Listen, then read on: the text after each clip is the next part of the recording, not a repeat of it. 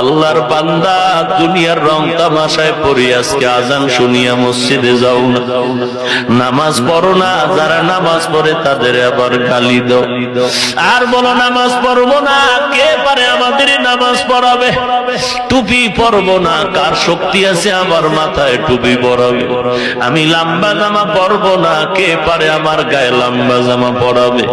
ওরে বাবা, লম্বা জামা তো পরলি, মরার পরে সোজা হইয়া পড়লি, যদি আগে পড়তি জান্নাত পেয়ে যাইতি। মরার পরে তো সেই লম্বা পোশাক পরিয়া কবরে গেলি রে যুবক।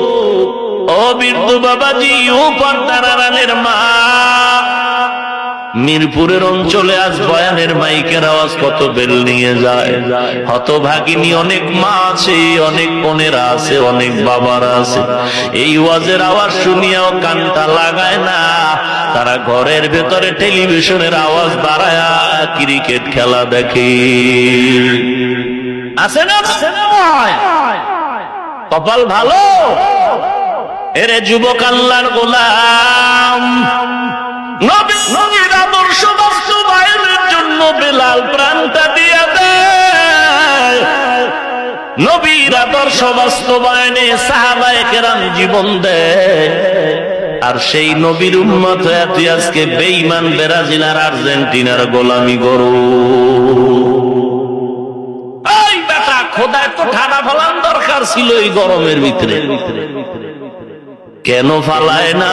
একমাত্র মায়ার নবী রহমাতুল লিল আলামিনের বরকত। ইয়া আইয়ুহাল্লাযীনা আমানুত্তাকুল্লাহা হাক্কা তুকাতি। ওরে মুমিন, আল্লাহকে ভয় কর। ভয়ের অর্থ খাশিয়া। আলেম ওলামারা আল্লাহকে বেশি ভয় করবে অন্যদের থেকে। আল্লাহকে ভয় করার মানে হলো বেশি বেশি গুনাহের কাজ করা, না গুনাহ না করা। এখন যদি কোন আলেম গুনাহ করে, কোরআনের আয়াত মিথ্যা হয়ে যাবে। মিথ্যা হবে? কোরআনের আয়াত সত্য, তবে আলেমকে আলেম বলা মিথ্যা। কোরআনে কোন ভুল আছে? এই যুবক, ভুল আছে?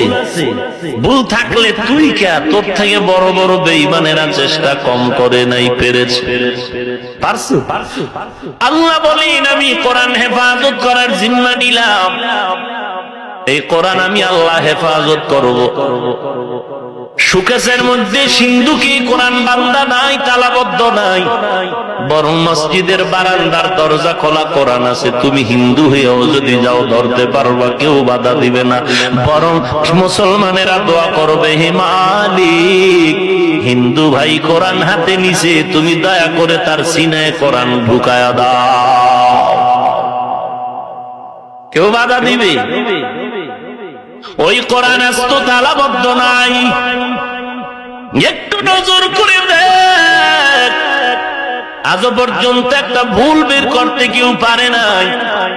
বরং ভুল বের করতে গিয়া ভারতের শিব শক্তি সরোজি কালেমা পড়ে মুসলমান হয়ে গেল। এরে আল্লাহর গোলাম, এ কোরআন এমন দামি একটি কিতাব, আল্লাহ কেমন ভাবে হেফাজত করেছে। 8 বছরের সন্তানের সিনার মধ্যে কোরআনটা ঢুকায় রাখছে। ভালো ভালো আধুনিক বিশ্বের হসপিটালে গিয়া পুরো বডি চেক আপ করো।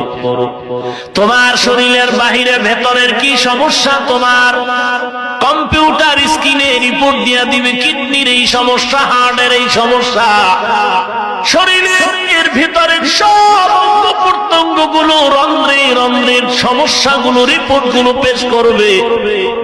একবারও কি কম্পিউটারের জিজ্ঞাসা করছো রে, কম্পিউটার সব শরীরের ভেতরের বাইরে রিপোর্ট দিয়েছো, এই বালকের ভিতরে 30 পারা কোরআন আছে, কোথায় আছে দেখা।